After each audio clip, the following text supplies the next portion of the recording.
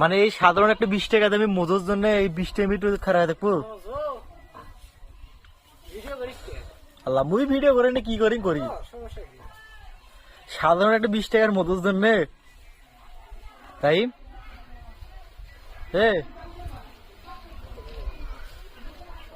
সাধারণ একটা 20 টাকা মজুর জন্য রোদ খেলতে 37°C।